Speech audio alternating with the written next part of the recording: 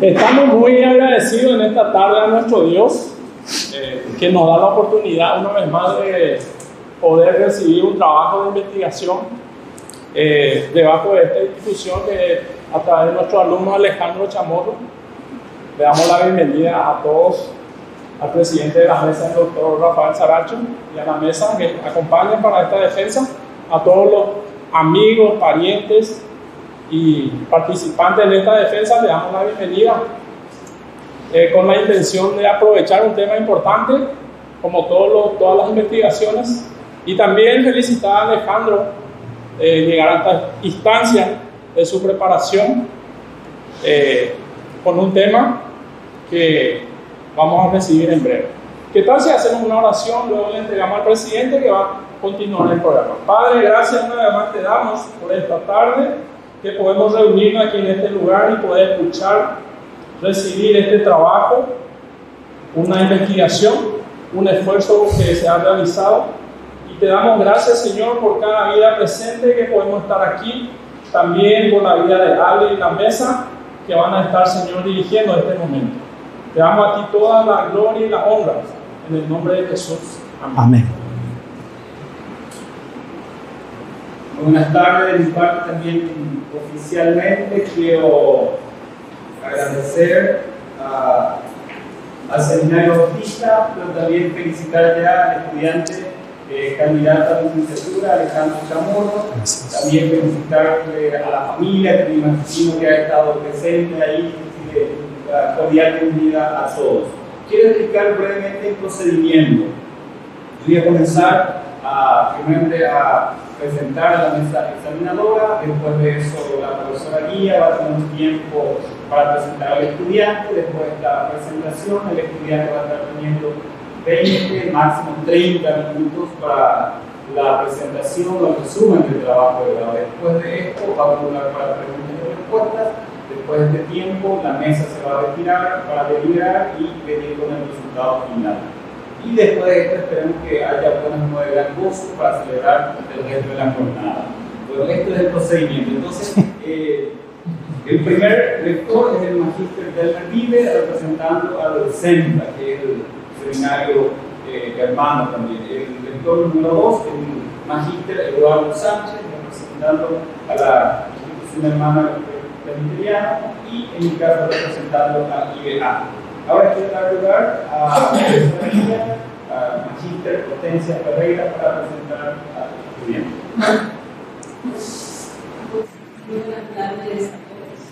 Tengo el placer de presentarles a Alejandro Chamorro, conocido como Ale en el ámbito del seminario.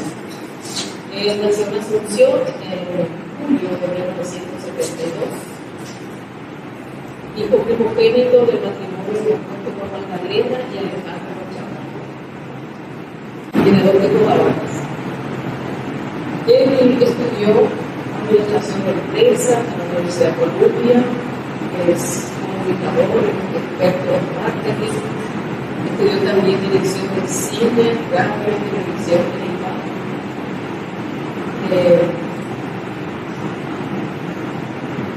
Y actualmente es director docente del Instituto Roleplay en la Universidad Nacional de América. Y estudió filosofía de nosotros. Desde el año 15 a 18, como excelente con promedio 5. Tengo en cuenta que nació de nuevo en Jesucristo en el año 2005. La iglesia del Centro Familiar de Oración, fue discipulado por 8 años, y desde 2008 se convirtió en la iglesia de Sí, ahí siguió en consejería matrimonial, discipulado como maestro bíblico y a la parte de la alabanza. Es líder y fundador del ministerio de los matrimonios.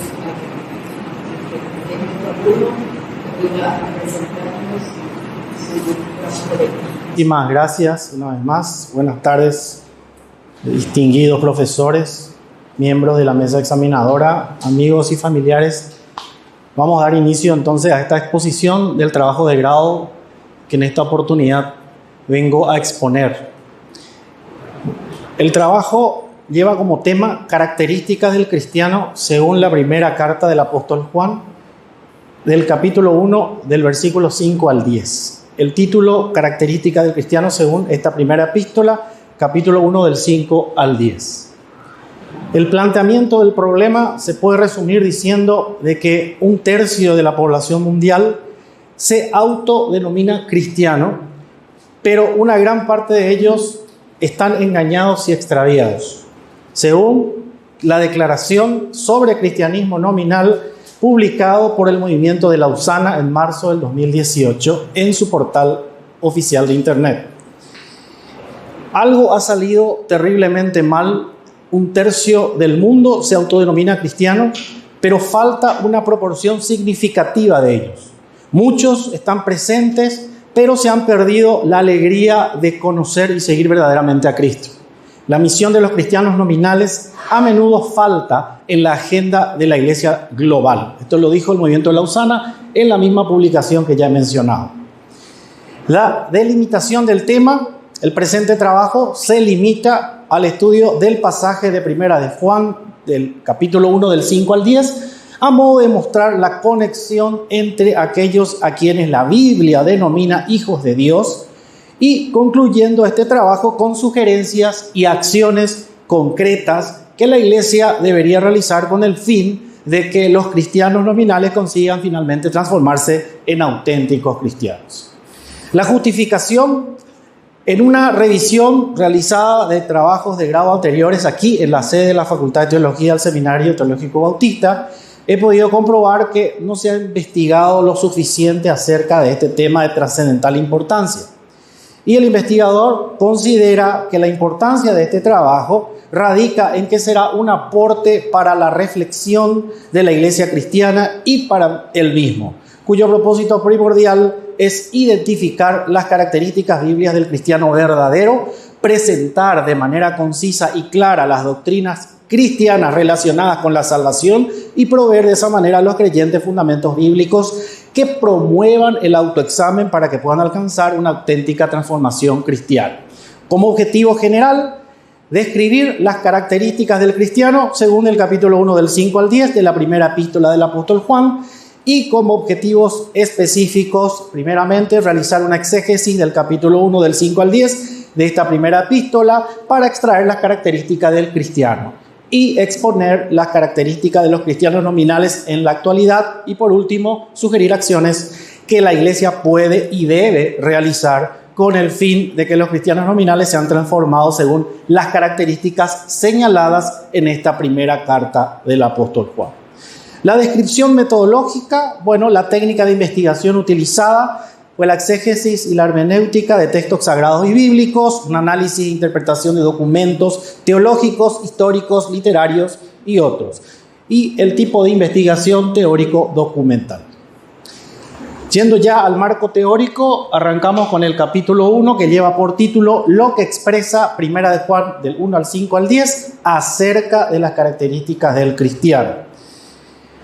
En el 2 de Corintios, el apóstol Pablo se dirige a quienes dicen ser creyentes, pero no viven como creyentes. Dice la palabra: examinaos a vosotros mismos que estáis en la fe. La palabra probaos, vuelvo a repetir eso, a vosotros mismos. O no conocéis a vosotros mismos que Jesucristo está en vosotros, a menos que estéis reprobados. Una pregunta retórica que hace el apóstol. Para tener la certeza de la salvación, cada uno debería de examinar su estilo de vida a la luz de las Escrituras.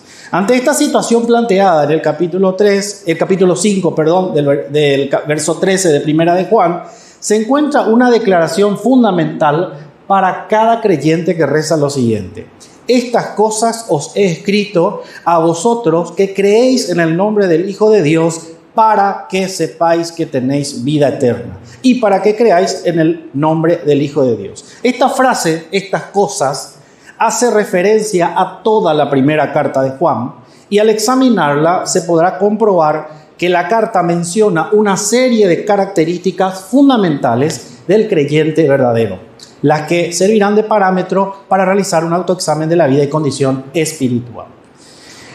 Hablando un poco del contexto histórico, conforme a todo lo investigado, a lo leído, podríamos decir que es muy posible, es muy probable que el apóstol Juan haya sido el autor de esta primera carta. Fecha y lugar, varios autores consultados coinciden en situar en la segunda mitad de 80 después de Cristo, desde la ciudad de Éfeso, que fue, como vuelvo a repetir, una fecha más probable de escritura. En cuanto a los destinatarios, a la iglesia de Asia Menor, compuesta por cristianos maduros, judíos y gentiles. Y el propósito de esta carta lo podríamos, clasificar en tres aspectos. Primeramente, desenmascarar a los falsos maestros que populaban en ese momento y limpiar a la iglesia de las enseñanzas gnósticas anticristianas. Como segundo propósito, es un llamado a la iglesia a permanecer en Cristo. Y por último, dar una seguridad a los cristianos acerca de su fe y oponerse al mismo tiempo a esas falsas enseñanzas. La primera característica que podemos encontrar en esta epístola, si analizamos primera de Juan 1, pero yendo el versículo 5 al 7, podemos, resumir la siguiente frase: el creyente verdadero anda en la luz como un estilo de vida. Una de las evidencias más claras y contundentes de una persona ha nacido de nuevo es que su manera de vivir actual, su actuar, su actitud, sus valores, sus principios, ahora se conforman a lo que Dios ha revelado acerca de Él mismo, acerca de su carácter y su voluntad. La persona que dice conocer a Cristo, pero que con su estilo de vida contradice todo lo que es conocido sobre el carácter y voluntad de Dios, este es un mentiroso. Así lo dice la palabra de Dios. Al autodeclararse creyente y no habiendo aún experimentado por consecuencia el nuevo nacimiento. Kistemaker 2007, uno de los autores que consulté, dice lo siguiente: no es compatible llevar una vida pecaminosa y pretender mantener una comunión con Dios, así como los gnósticos autoengañados afirmaban tener comunión con Dios a la par de seguir en tinieblas. Como segunda característica, podríamos decir que el cristiano aborrece el pecado. Y eso básicamente lo encontramos en primera de Juan del 8 al 10. La siguiente característica de una persona salva, de un cristiano verdadero, se describe en este pasaje que acabo de mencionar. Y el creyente que ha nacido de nuevo tiene una particularidad de que es sensible al pecado. No es que no peca, es sensible al pecado.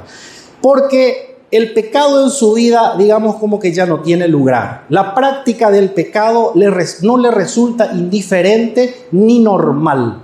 Y esto es debido a que su naturaleza ha cambiado, como lo afirma 2 Corintios 5, 17. Que es ahora conformado a una nueva criatura que por ende aborrece el pecado que anteriormente amaba y disfrutaba. Le resulta imposible pecar con cierta naturalidad y tranquilidad. Primera de Juan 3:9, ya que la presencia del Espíritu Santo, que es el factor fundamental en este punto, es el que convence de pecado, de justicia y de juicio, como lo dice el Evangelio de Juan 16:8. El creyente que ha nacido de nuevo no practica el pecado como estilo de vida. Y la evidencia de la salvación, la evidencia de una fe verdadera, es una vida nueva. Kistemaker nuevamente resalta el hecho de que el afirmar que no se ha pecado es indicio de que Dios y su palabra no tiene cabida en su vida. Lo que demuestra que es alguien que ha optado por desechar la gracia y el inmerecido regalo de la salvación. Hay otras características que están dentro de la primera carta de Juan, que por cuestiones obvias en relación al tema no pude dejar de mencionar. Y todas están, como ustedes pueden ver, en orden cronológico en la carta de primera de Juan, y va desde el versículo 2, el capítulo 2 hasta el capítulo 5. Y se resumen en estas 5 frases que están aquí. Primeramente, el cristiano se muestra obediente a la palabra de Dios. El cristiano quiere andar como Cristo anduvo, como ya mencioné, y tiene la particularidad de amar de manera muy especial a sus hermanos en la fe. El cristiano vence al mundo por Cristo. Esto quiere decir en el ámbito espiritual que vence y se opone al sistema del mundo que es totalmente contrario a los principios de Cristo. Y el cristiano, por ende, tiene al Hijo y por ende tiene la vida. Al igual que hoy, conjuntamente con el inconveniente generado por las falsas enseñanzas sobre Cristo, que también lamentablemente siguen vigentes, había otros conflictos en la época de Juan que estaban relacionados con la conducta. Uno de ellos era la ligereza moral, relativo a no tomar con seriedad todo lo que amerita el aspecto del pecado y sus tremendas consecuencias. El otro problema se manifestaba en las relaciones personales, presto que éstas evidenciaban, ahí dice, la falta de amor entre los hermanos. Por eso es que el apóstol Juan hizo tanto énfasis, tanto hincapié en escribir sobre el amor entre unos a otros. Esto es de Hanna López y Ochoa, 2011. Capítulo 2, ya entramos en las características de los cristianos nominales en la actualidad. Y podríamos mencionar que en el presente capítulo se realiza un análisis de la realidad actual en las iglesias cristianas de la era posmoderna, la que se caracteriza básicamente por tres aspectos. Inicialmente, la predicación de un evangelio falso, incompleto, carnal, emocional, antropocentrista, con una visión hedonista de la vida y simplemente el deseo de aprovechar y disfrutar al máximo. Segundo, la mayor parte del cristianismo actual no se ha sometido al señorío de Jesucristo. Y tercer punto, ha edificado su casa sobre la arena y por lo tanto sucumbe fácilmente ante las adversidades naturales del mundo difícil, hostil y absolutamente contrario como nunca antes a la verdad del Evangelio de Jesucristo.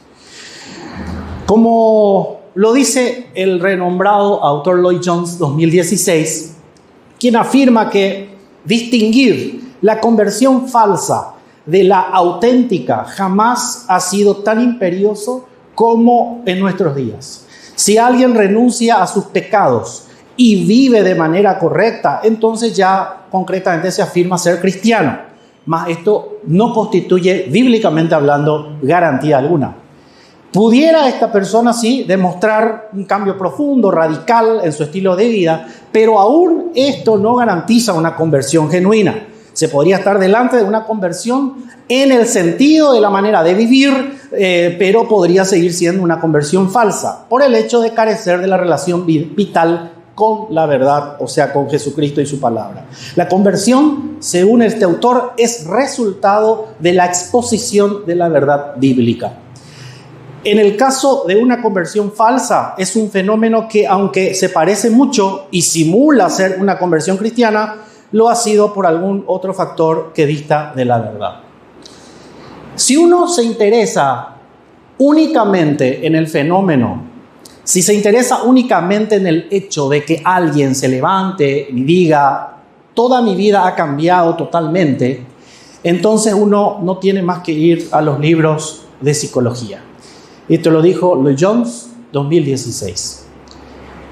El movimiento de Lausana menciona, en cuanto al análisis de la realidad actual, de que un cristiano protestante, ya yendo específicamente a este segmento del cristianismo, dice que el protestante nominal, como definición, es aquel que dentro de la tradición cristiana se llama a sí mismo cristiano o es considerado por los demás, pero que su vida no denota realmente un compromiso auténtico con Cristo basado en la fe personal. También menciona Núñez 5 tipos de creyentes que polulan por la mayoría de las congregaciones en todo el globo y más todavía en nuestra Latinoamérica. Primer punto, asiste a la iglesia sin mantener una relación íntima con Jesucristo. El segundo, se congrega regularmente solo por razones culturales. Tercero, participa únicamente de las festividades centrales y ceremonias de la iglesia.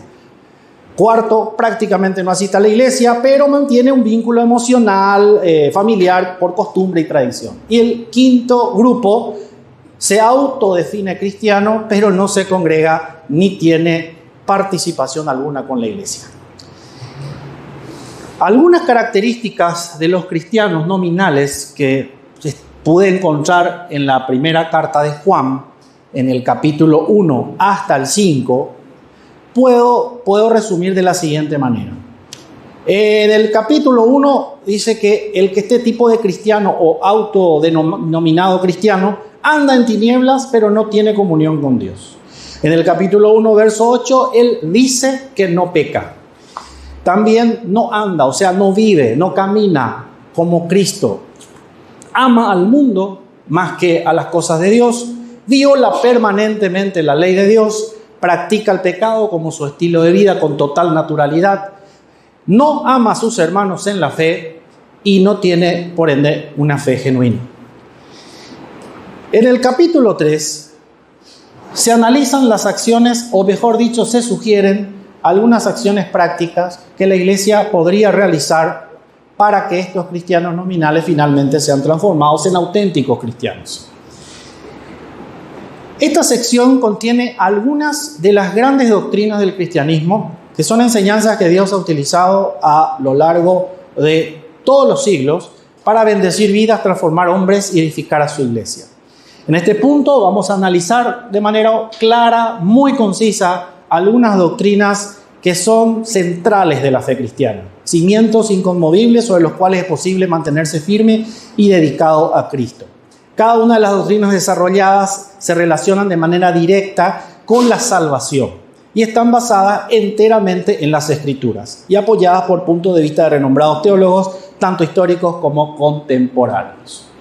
Estas, digamos, serían un poco las doctrinas centrales de la fe cristiana, que están bajo la denominación de la soteriología, que es la doctrina de la salvación.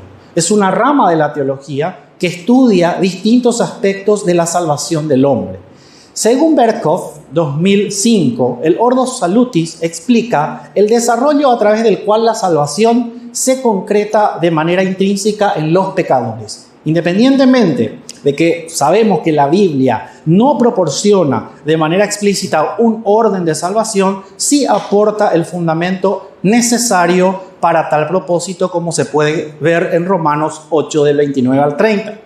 Gruden, 2012, procede a referir las doctrinas relacionadas a la soteriología sin considerar un concreto orden de salvación, pero de todas maneras cuida mantener una secuencia lógica de los sucesos. Y el orden es el siguiente. Son 12 codoctrinas que están relacionadas con esta rama de la teología, que en un orden lógico vendría a ser de la siguiente manera: la depravación total, la elección, el llamamiento del evangelio, la regeneración, la conversión, que incluye fe y arrepentimiento como causa natural, la salvación, la expiación, la justificación, adopción, santificación, perseverancia y por último la seguridad de la salvación. Solamente tomé algunos aspectos de algunos de los autores que estuve investigando y digamos que me gustó mucho este aspecto de Michelem, 2018, en cuanto a la depravación, que dice que el hombre está totalmente depravado, pero en el sentido de que todas sus facultades han sido profundamente afectadas por el pecado. En cuanto a la elección, Dios escoge personas para que sean salvas. Y de acuerdo a Coulson 2012, que cita Wycliffe, definió a la iglesia como el cuerpo predestinado de los elegidos, ampliando que la doctrina de la elección proviene de los días de Agustín de Hipona, quien se basó a su vez en los escritos del apóstol Pablo. En cuanto al llamamiento, para Sproul 92, podríamos decir que el llamado eficaz o gracia irresistible es un llamado de Dios en la vida del creyente. Y este llamado eficaz es congruente con la intención soberana de Dios de regenerar al pecador de su muerte espiritual. La regeneración, según Berkhof 2005, dice que la regeneración consiste en que Dios inserta en el hombre los nuevos fundamentos y principios que guían su nueva naturaleza y condición espiritual. La conversión, según Newport, nacidos de nuevo o de arriba, renacidos o conversión son los términos utilizados para describir esta experiencia única en la cual un individuo se une con Dios en Cristo y es un hecho, una nueva criatura. La salvación, según Schaeffer 2004, este término de salvación bíblicamente pretende demostrar el deseo e iniciativa de Dios en el auxilio del hombre. Y las últimas serían la expiación, de acuerdo a Turner, 1966, dice que la expiación es la obra reconciliadora de Cristo que obtiene por medio de su la cual se obtiene por medio de su sacrificio en beneficio de este pecador. Lo liberta de la esclavitud del pecado, lo posibilita a una nueva reconciliación con su Creador en cumplimiento de su promesa. La justificación para Tillet 67 dice que es un decreto legal con el que Dios proclama completamente libre de culpa a este pecador arrepentido. O sea, la clave, declarándolo inocente gracias a la imputación de la perfecta obra de Cristo. La adopción, como dice Conner, es un término forense que denota el otorgamiento de los privilegios propios de un hijo a una persona que no es por nacimiento miembro de esa familia. Santificación es aquella operación bondadosa y continua, muy importante, eso no termina, y continua del Espíritu Santo, mediante la cual este pecador justificado lo liberta de la corrupción del pecado, renueva toda su naturaleza a la imagen de Dios y lo capacita para hacer buenas obras, según Berkhoff 2005. Perseverancia, Lat 2002, dice que permanecer en Cristo significa vivir una vida de amor en comunión ininterrumpida para con los hermanos creyentes. Permanecer significa obediencia a la ley del amor. Y por último, la seguridad, la salvación. Kennedy, 90, básicamente lo resumió de esta manera diciendo que el cristianismo es la religión de la certidumbre, de la fe, de la confianza y del gozo. Acciones concretas que la Iglesia podría poner en práctica para tratar el tema del cristianismo nominal y consciente de este peligro de la superficialidad y simplificación excesiva. El movimiento de Lausana 2018 ha optado por un nuevo enfoque desde perspectivas diferentes, pero interrelacionadas: las ciencias sociales, la teología y la misionología. En cuanto a la sociológica, podríamos resumir que este movimiento entiende que con frecuencia se señala a este cristianismo nominal con una connotación negativa. Uno, porque no están membretados, no viven su fe, no han sido transformados o son reacios a asumir compromisos con su comunidad eclesial. Aspectos como el sentido de pertenencia, el comportamiento, la iniciación, la fe, las creencias, el vínculo, la participación activa con y en la comunidad de fe, un buen testimonio, todo esto se puede utilizar para evaluar la madurez espiritual en Cristo. En el aspecto teológico, este mismo movimiento dice que el término cristiano, si bien ya se sabe, se usaba durante los tiempos del Nuevo Testamento, para, digamos, describir a los seguidores de Jesucristo. Esto fue una autodesignación posteriormente, pero analizándolo, la identidad del cristiano bíblicamente podríamos definir que tiene ciertas características. Primero, tiene una fe en el Cristo histórico y bíblico como su Señor y Salvador. Segundo, hay arrepentimiento y reconciliación con el Creador. Hay un compromiso con el discipulado, se niega a sí mismo, toma su cruz, hay una incorporación a la comunidad de Cristo y hay un compromiso en un servicio responsable en el mundo para Cristo. Y en la perspectiva misionológica, que es el único aspecto, el cristianismo nominal es más un problema cuando éste se encuentra en una situación dominante o mayoritaria, especialmente cuando la fe cristiana da forma a la cultura, de manera que existe confusión sobre la naturaleza de la identidad de uno. No obstante, que los cristianos nominales están diseminados en todas partes, congregados en diferentes denominaciones, corrientes teológicas y en cada pueblo de la diáspora. Stott afirma al respecto que el mayor impedimento a la evangelización es la falta de integridad del evangelista. Añade también en 1 Juan 4:12 que a este aclamado teólogo, autor y escritor, añade que 1 Juan 4:12 lo ha ayudado más que cualquier otro pasaje para asimilar las consecuencias que esto acarrea a la iglesia local. Afirmar que es inútil proclamar el evangelio del amor de Dios afirma que es inútil, proclamar el Evangelio del amor de Dios si no se manifiesta ese amor hacia los demás. Stott, 1995. Por último, 3 cosas. Primeramente, habría que revisar, predicar y enseñar permanentemente acerca de las principales doctrinas relacionadas con la salvación. Es muy importante que las iglesias realicen una revisión integral del contenido y enfoque de sus predicaciones y enseñanzas en la búsqueda de alcanzar un equilibrio y una solidez doctrinal de sus miembros. Además de identificar este claro llamado, se recomienda establecer un perfil mínimo para que sus maestros bíblicos puedan, ejercer ese rol en sus iglesias.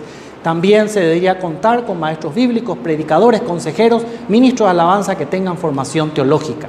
También se debe demostrar mediante la predicación que el cristiano verdadero va más allá del congregarse o de formar de manera regular o digamos por una cuestión simplemente de asistir o por ser buena persona. Hay que predicar contra un cristianismo diluido.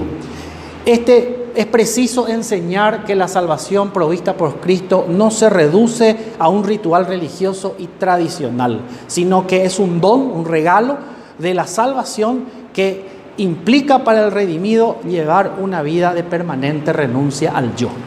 Y por último, se recomienda reflexionar extendidamente sobre las causas del por qué hay un alejamiento de personas del cristianismo, así como el incentivar a la investigación teológica en las iglesias, impulsar el discipulado que propicie el despertar de la fe dormida de sus miembros. Conclusiones finales. En el primer objetivo de la investigación se concluye que en el pasaje escogido se plasman claramente las características centrales del cristiano y se desprenden las demás señas particulares que se exponen a lo largo de toda esta epístola, las que permiten identificar claramente a quienes han experimentado el nuevo nacimiento, exponiendo a la vez un notable contraste con aquellos que dicen ser cristianos pero que no viven conforme a los principios bíblicos. En el segundo objetivo se buscó realizar un análisis de la realidad actual con el fin de definir, identificar y señalar el perfil de los cristianos nominales. Al mismo tiempo se expusieron aquellas razones que llevan a algunos a depositar su confianza en falsas garantías de salvación y se concluyó que la Biblia revela las bases sólidas sobre las cuales descansa la seguridad del cristiano. Y el tercer objetivo, logrado fue sugerir acciones a las iglesias con el fin de que sus fieles realicen un autoanálisis a la luz de las Escrituras y esto les permita conocer el estado espiritual en el cual se encuentran, con el fin de tomar medidas correctivas a la vez que busca aportar información teológica que ofrezca seguridad a aquellos que por gracia son salvos y direccionar a quienes aún no han alcanzado tan preciado don divino. Con esto doy por terminada la exposición del trabajo. Muchísimas gracias.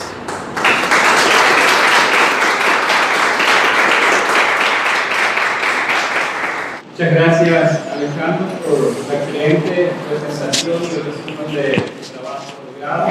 Ahora vamos a proceder a un tiempo de preguntas y respuestas. Buenas tardes, Alejandro. Buenas tardes, profesor. Te felicito por tu perseverancia, el camino, las vueltas que tuviste que dar para poder llegar acá. Gracias. Tengo una pregunta simple para empezar. En la parte introductoria hablaste del autor de Primera de Juan y dijiste en la presentación de hoy es muy probable que Juan haya sido el autor. ¿Por qué esa formulación tan valiente? Bueno, porque en un principio yo tomé la postura de afirmar que el apóstol Juan era el autor, pero después de analizar varios comentarios teólogos, me di cuenta que era mucho más prudente, porque históricamente hay bastante contradicción y hay gente que se opone y hay enseñanzas claras también acerca de negar la autoría del apóstol Juan.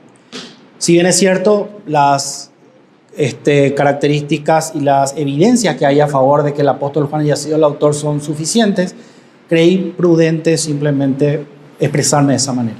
Ok, ¿usted piensa que de dónde surgieron esas inquietudes? ¿Son más nuevas de los últimos 200 años, donde se duda pues, de muchos? Bueno, eso empezó generalmente con la época de la alta crítica, ¿verdad? En donde, digamos, había una corriente en donde pretendía, digamos, refutar aquellos principios fundamentales del cristianismo, ¿verdad? Y yo creo que a partir de ahí eso se fue diseminando y algunos optaron por permanecer en esa postura.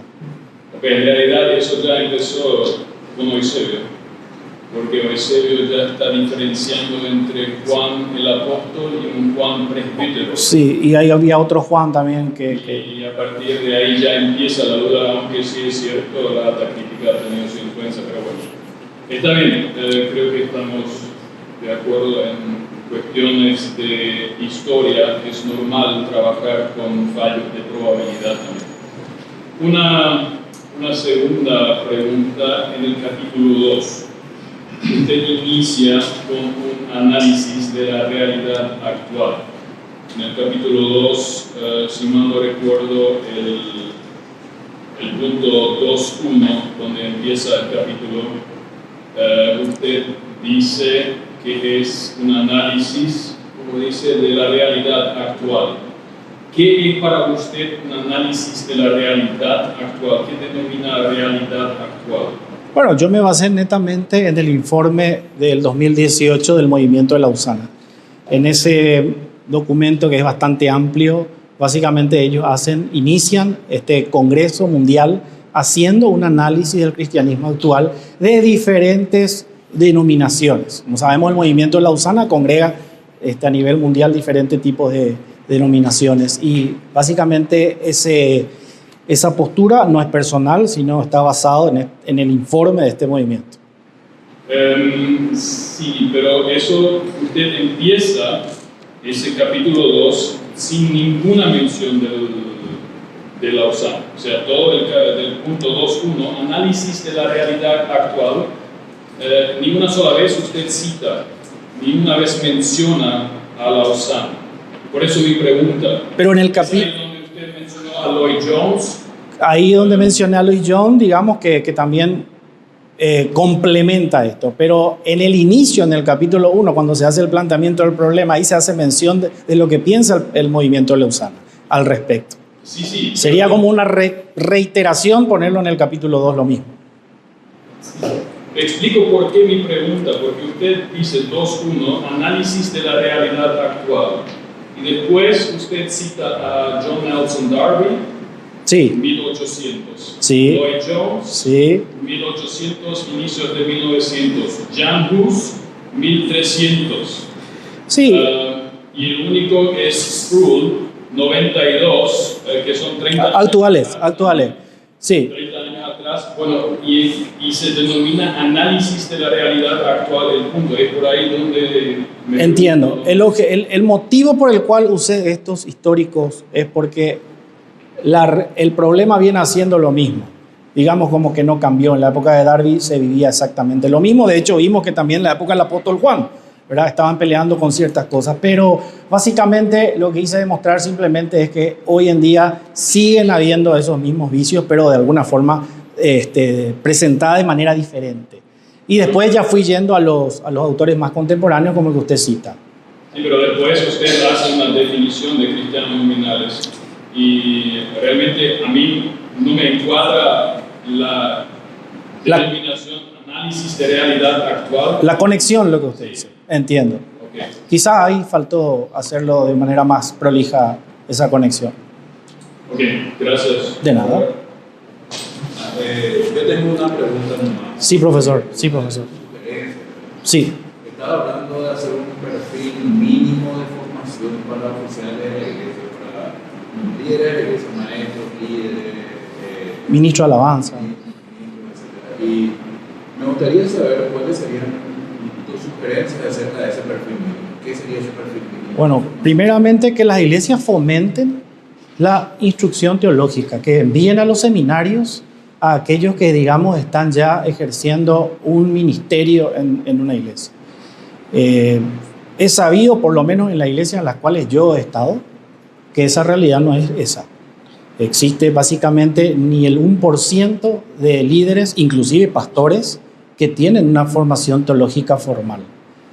Y yo creo que eso sería una sugerencia bastante importante, que las iglesias se involucren más con los seminarios, de manera de que empiecen a enviar a su gente y a acompañar y monitorear este crecimiento realmente.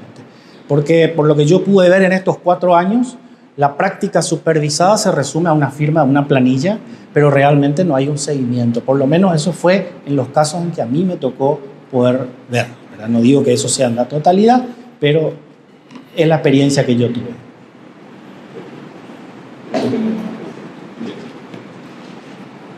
De mi parte también hago hacer mis felicitaciones por la temática. Me parece una temática sumamente interesante, actual y que nos toca muy de cerca.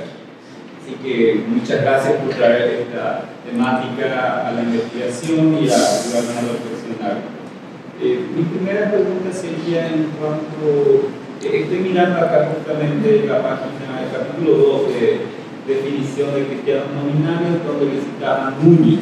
Sí. Y hay una lista ahí de pareciera, hay niveles de nominalismo. ¿Cuáles serían las causas? Si pensás en nominalismo, ¿cuáles son las causas de nominalismo?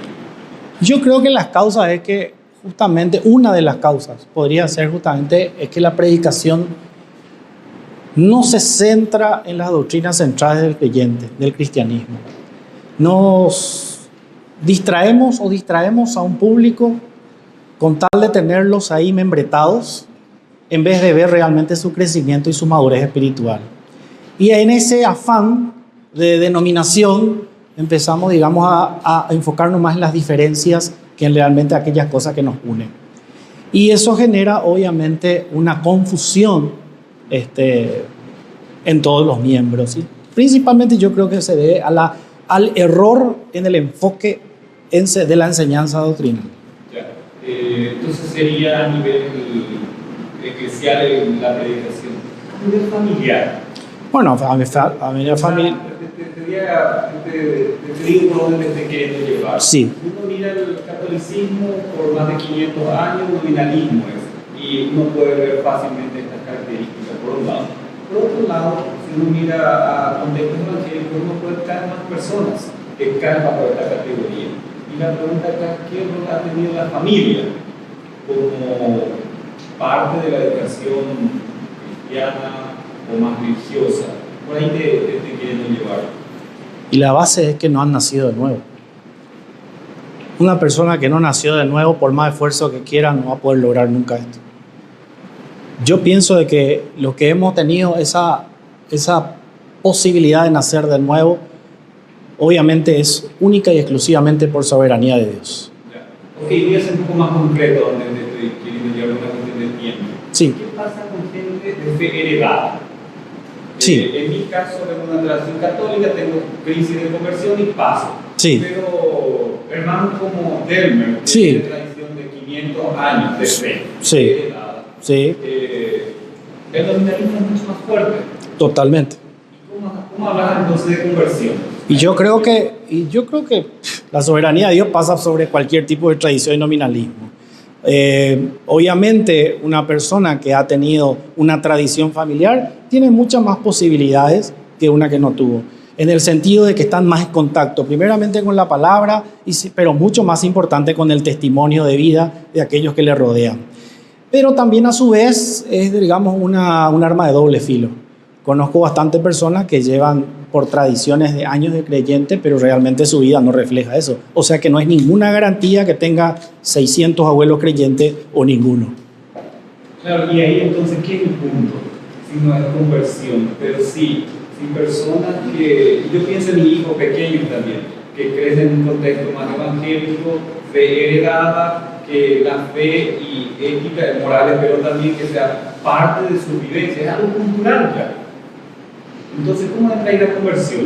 Y la conversión. Si vos decís, y la predicación está, y la predicación de la iglesia. Sí. En casa, estoy tratando de... Entiendo. Y la primera iglesia sabemos que es la casa.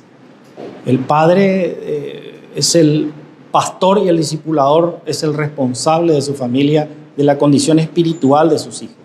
Es el primero que tiene que enseñar la palabra y es el primero que tiene que demostrar con su vida realmente que esa conversión ha sido genuina. Y yo creo que por cuestión natural y también por soberanía de Dios, eso se va a ir dando porque es una promesa de su palabra. Sí, por ahora está bien esta primera pregunta. Voy a volver a esta. ¿Sí? Ok, Tengo una pregunta otra vez de conexión. sí. Usted menciona algunas características de un creyente verdadero sacadas de primera de Juan 1:5 al 10. Usted delimita su trabajo a Sí. primera de Juan 1:5 al 10 Sí, para ver las características de un verdadero creyente para contrarrestar eso del nominalismo. ujú, Ahora, usted tiene un tercer punto donde habla de otras características. ¿Cómo eso se conecta con el título y con su delimitación? Porque ahí ya no estamos hablando de primera de Juan, solamente por lo menos 1:5 al 10. exactamente. Sí, inicialmente este trabajo, como les consta, incluía toda la carta, o sea, la primera carta de Juan.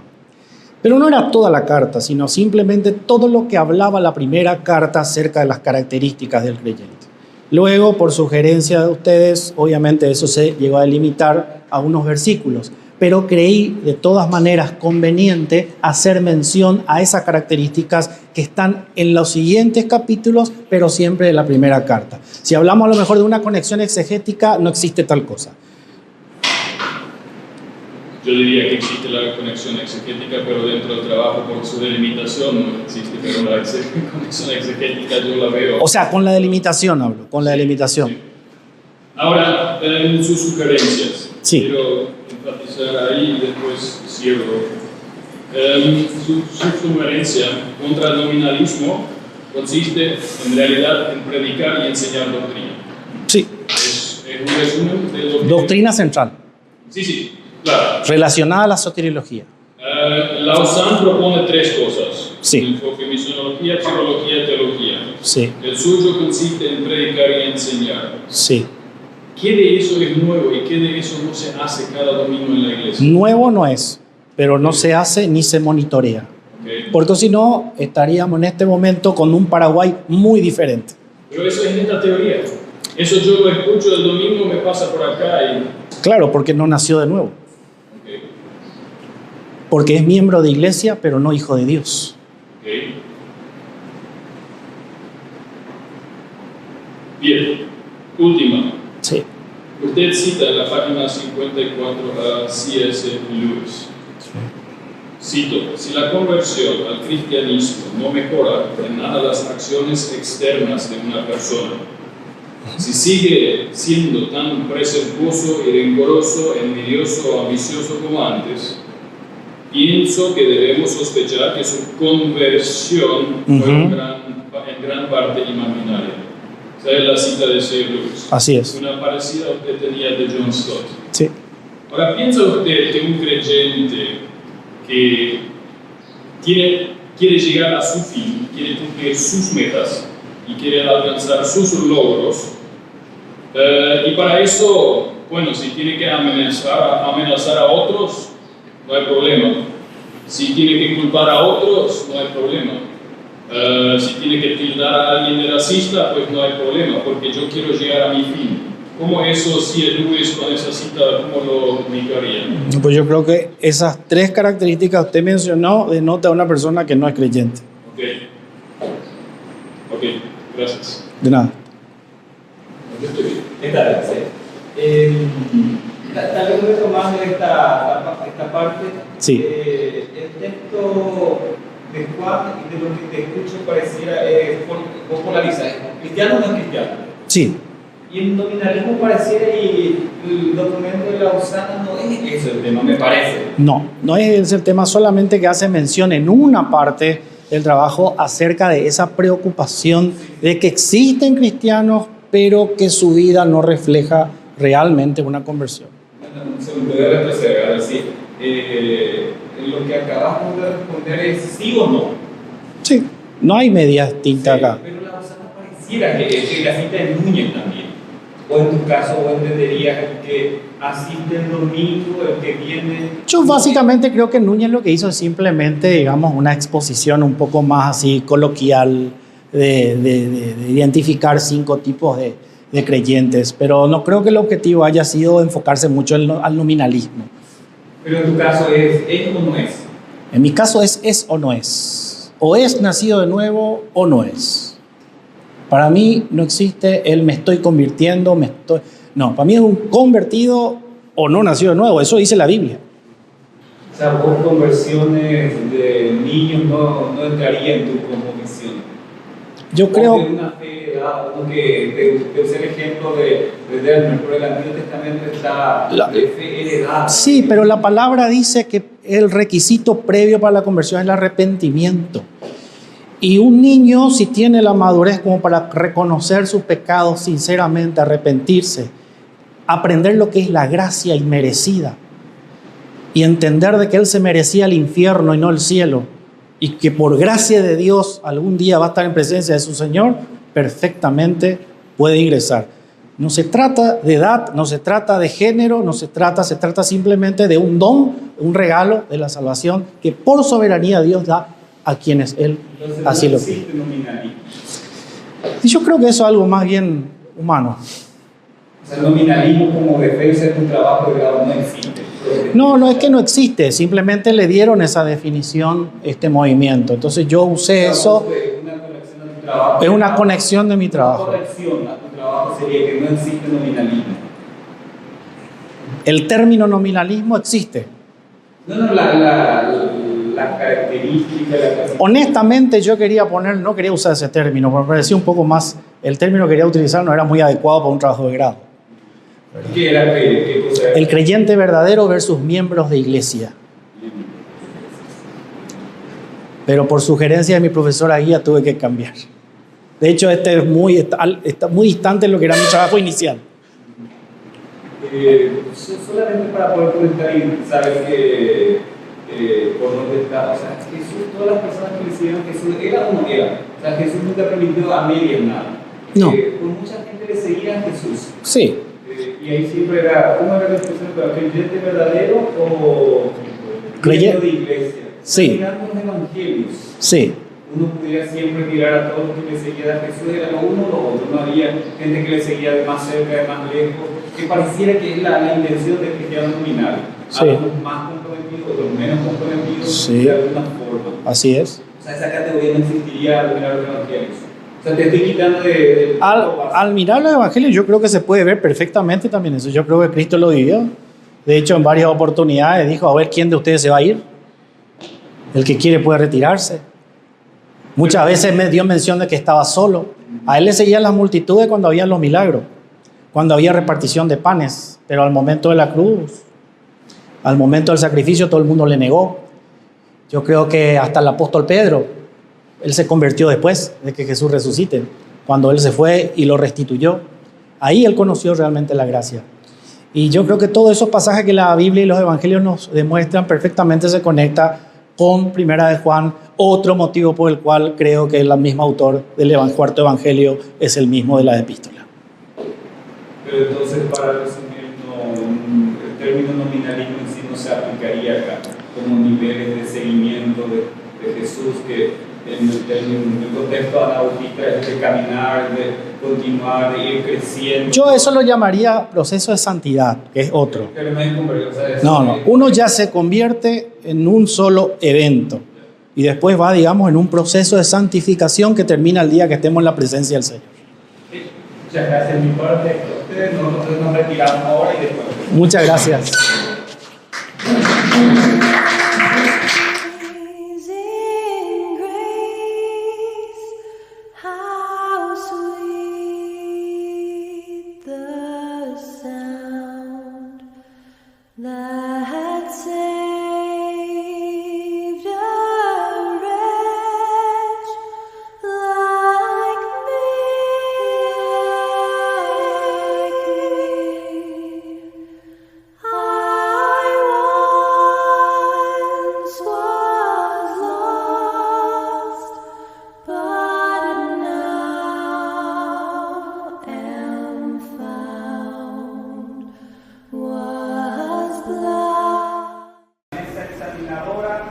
hemos evaluado, deliberado y queremos decir oficialmente que tenemos un nuevo licenciado en teología. Muchas felicidades, aplausos y nos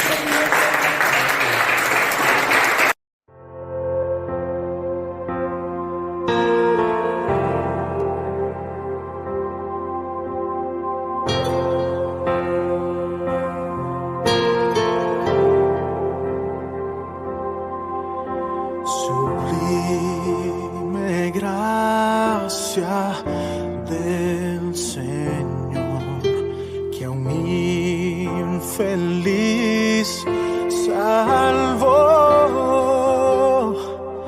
Fui ciego, mas Amazing grace, how sweet the sound that saved a wretch like me.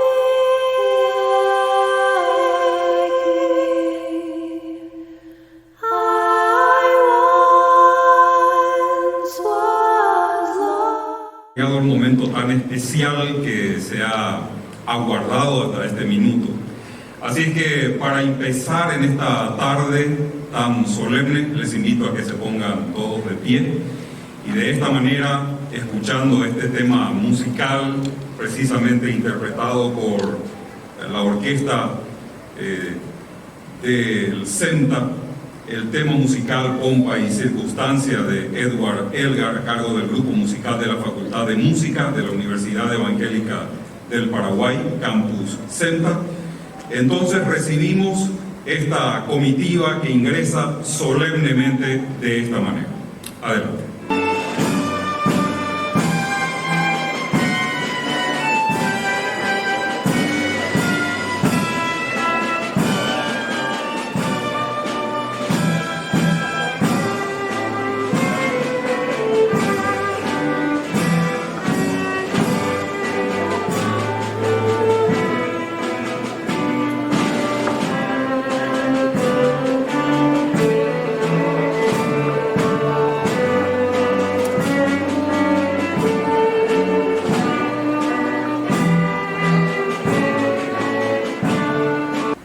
Señor, queremos que bendigas a cada uno de los que se gradúan, los que reciben sus certificados, sus títulos que acreditan de algún modo el esfuerzo, el trabajo y la dedicación que pusieron para alcanzar este logro.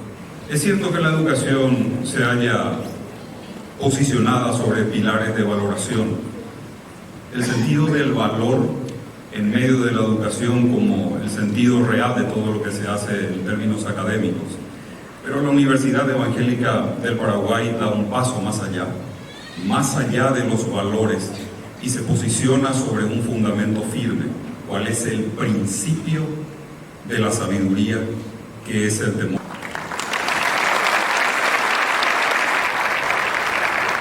Distinguidas autoridades presentes de la Universidad Evangélica del Paraguay, Dr. Martín Eitzen, presidente y miembros de la Junta Directiva, representando a las instituciones asociadas que conforman la UEP, señores decanos de facultades y directores de campus, cuerpo docente y administrativo, padres, familiares y amigos, señoras y señores presentes en este acto de graduación de la UEP 2019.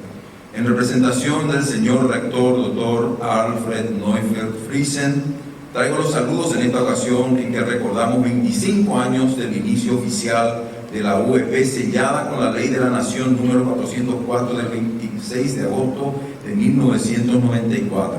El texto bíblico elegido para esta ocasión, para este evento, es el Salmo 143, versículo 10, que expresa lo siguiente: enséñame a hacer tu voluntad, porque tú eres mi Dios. Tu buen espíritu me guíe por camino de rectitud. Rogamos que Dios siga enseñando a cada egresado a hacer su voluntad en los lugares de trabajo y ministerios que tienen y que tendrán en el futuro, recordando que Dios estará dispuesto a guiar sus caminos en rectitud e integridad, valores que necesita nuestra sociedad con urgencia.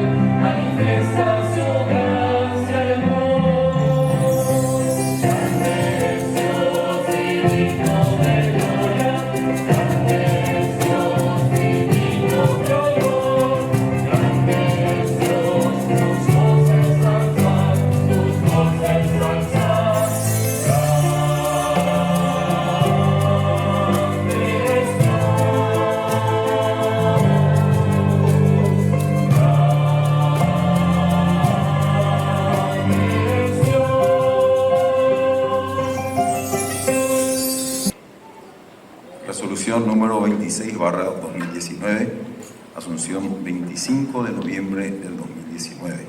Vista la aprobación de la Junta Directiva de la Universidad Evangélica del Paraguay, según acta número 03/2019, de fecha 12 de junio de 2019, para la realización del acto de graduación conjunta de todas las unidades académicas pertenecientes a la Universidad Evangélica del Paraguay, como parte de los actos de celebración del 25 aniversario, y considerando que los egresados han cumplido satisfactoriamente los requisitos académicos establecidos en los planes de estudios correspondientes, el rector de la Universidad Evangélica del Paraguay, en uso de sus atribuciones, resuelve: primero, otorgar títulos de pregrado, grado y posgrado según corresponda a los egresados habilitados para el acto de graduación conjunta en el marco de la conmemoración del 25 aniversario de la Universidad Evangélica del Paraguay.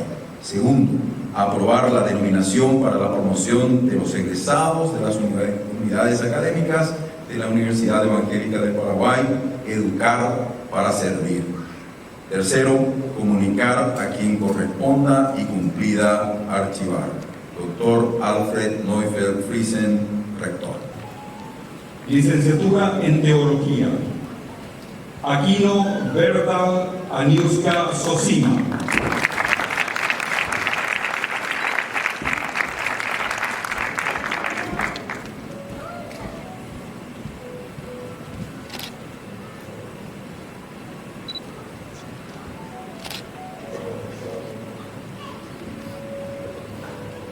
Britos Ruiz Díaz Heriberto.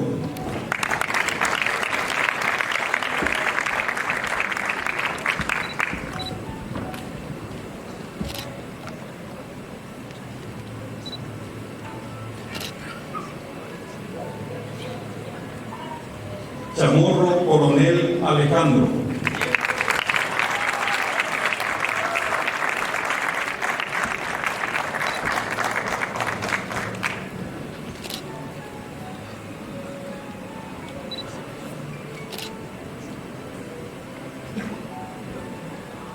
Díaz Solís Sergio Daniel.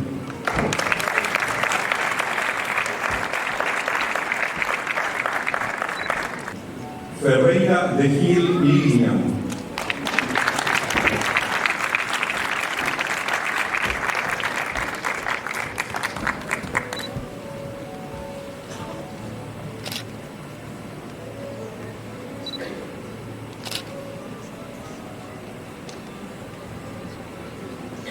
Fleitas de Millán Verónica Noemí. Montegia Alcaraz Óscar Sergio.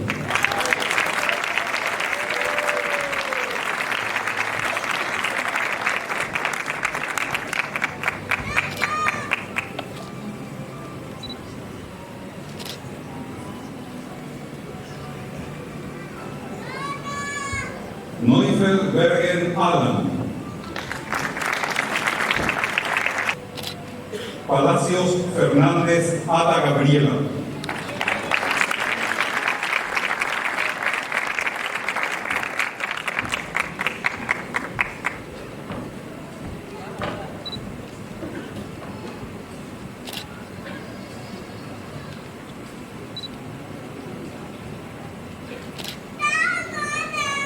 Peña Alcaraz Brian Timoteo.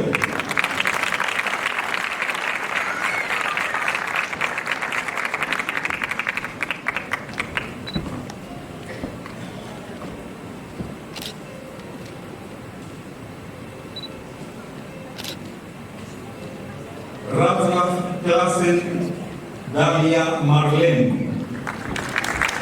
A continuación, dejo a cargo del doctor Esteban Micena el protocolo de doctorado honoris causa.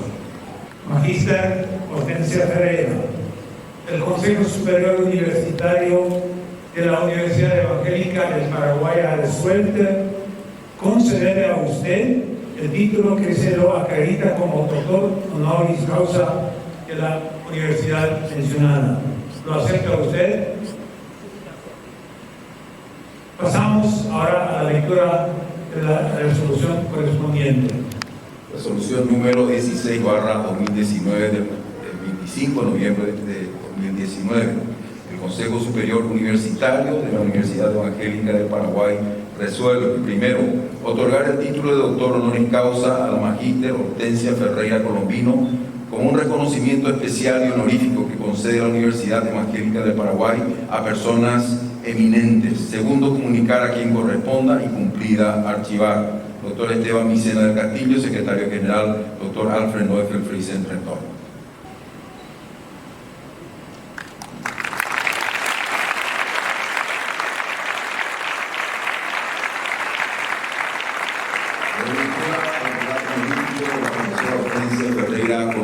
Hortensia Ferreira Colombino nació el 25 de febrero del año 1950 en la ciudad de Concepción, Paraguay. Cursó sus estudios primarios y secundarios en Asunción, sus estudios de profesorado en la Escuela Normal de Profesores número 2 y la licenciatura en Historia en la Facultad de Filosofía de la Universidad Nacional de Asunción. Sus estudios teológicos los realizó en el Instituto Superior Evangélico de Estudios Teológicos, ICD, de Buenos Aires, Argentina, y actualmente está cursando la maestría en Estudios Teológicos en la Southwestern Baptist Theological Seminary de Fort Worth, Texas.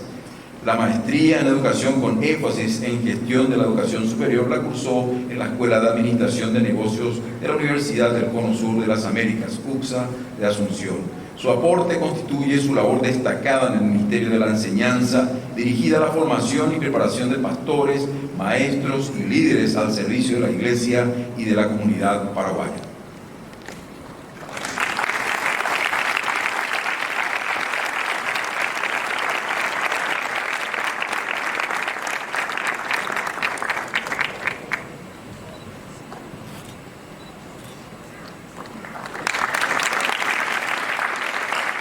El Señor te bendiga y te guarde. El Señor te mire con agrado y te extienda su amor. El Señor te muestre su favor y te conceda su paz. Amén.